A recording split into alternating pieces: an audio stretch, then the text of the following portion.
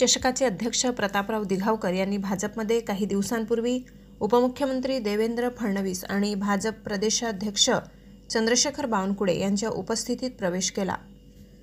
त्यानंतर आता भाजपकडून त्यांना आगामी लोकसभा निवडणुकीच्या रिंगणात उतरवण्याची तयारी सुरू झाल्याची चर्चा आहे।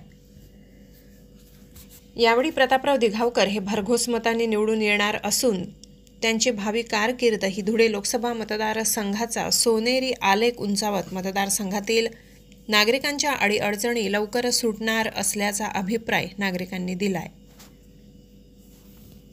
प्रतापराव दिघावकर 1987 मध्ये सटाणा येथे पोलीस उपअधीक्षक म्हणून रुजू झाले। 2001 मध्ये ते IPS झाले। पुणे ग्रामीण आणि रायगडमध्ये त्यांनी पोलीस अधीक्षक तर मुंबईचे उपायुक्त म्हणूनही काम पाहिले। 26/11च्या हल्ल्याचा तपासही दिघावकर यांनी केला होता।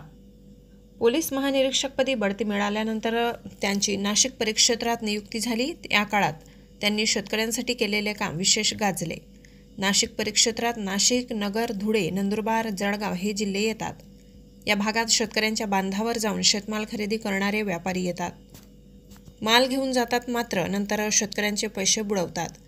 अशा शेतकऱ्यांना पुढे कोणीच वाली उरत नाही, पोलीसही दखल घेत नाही। अशा परिस्थितीत दिघावकर यांनी विशेष अभियान राबवून अशा शेतकऱ्यांना पैसा परत मिळवून देण्याचा प्रयत्न केला। सर्व पोलीस ठाण्यांना अशा अर्जाची चौकशी करण्याच्या सूचना दिल्या। त्यानुसार सुमारे 1,500 अर्ज आले होते। त्यातून सुमारे 46 कोटी रुपयांची फसवणूक झाल्याचे पुढे आले होते। पोलिसांनी कारवाई सुरू केली। सुमारे 200 व्यापाऱ्यांशी शेतकऱ्यांची तडजोड घडवून पैसे परत मिळवून दिले। ज्यांनी दिले नाही त्यांच्यावर कारवाई केली। यामुळे दिघावकर यांचा नाशिक परिक्षेत्राचा अल्पकाळही शेतकऱ्यांसाठी फायद्याचा ठरला। त्यामुळे त्यांच्या विजयावर शिक्कामोर्तब झाल्याचे अनेक मतदार म्हणत आहेत।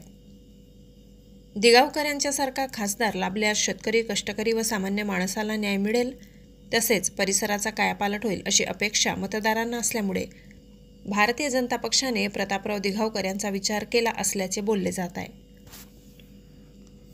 धुळ्यात भाजपच्या उमेदवारीसाठी दिघावकर यांनी मतदारसंघाचा दौरा सुरू केलाय। त्यातून त्यांना प्रचंड प्रतिसाद मिळत असून जनतेत त्यांच्या उमेदवारीची 100% गॅरंटी असून तेच विजयी होतील असे अनेक जण बोलून दाखवत आहेत। मतदारांचा हा कल प्रतापराव दिघावकर यांच्या विजयाची नांदीच म्हणता येईल असे नागरिक म्हणत आहेत। 2 दिवसापूर्वी धुळ्यातील वडणे येथे घराचे छत कोसळून पिता पुत्राचा दुर्दैवी मृत्यू झाला होता। या ठिकाणी भेट देत दिघावकरांनी संबंधित अधिकाऱ्यांना फोन करून ताबडतोब कारवाई करून गोपनीय मुंडे अपघात विम्याची रक्कम कुटुंबास देण्याची सूचना केली। यामुळे एक संवेदनशील व भावनिक व्यक्तिमत्वाचा परिचय धुळे मतदारसंघातील लोकांना आल्याचे वडणे गावातील ग्रामस्थांनी बोलून दाखवले।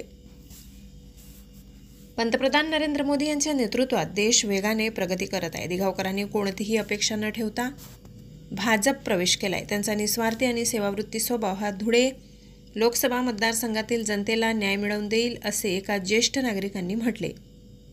धुळे लोकसभा मतदारसंघात सिंचनाची मोठी समस्या आहे। शेतकऱ्यांचे भाग्य सिंचनामुळे पलटू शकते। पश्चिम वाहिनी नद्या, नदीजोड प्रकल्प, नारपार प्रकल्प शेतकऱ्यांच्या जीवनात आमूलाग्र बदल आणू शकतील। युवक, शेतकरी, महिला सक्षमीकरणावर भर अशा सर्व गोष्टी दिघावकरांच्या अजेंड्यात आहेत। त्यामुळे त्यांना मोठ्या प्रमाणात सर्व स्तरातून प्रतिसाद मिळत आहे।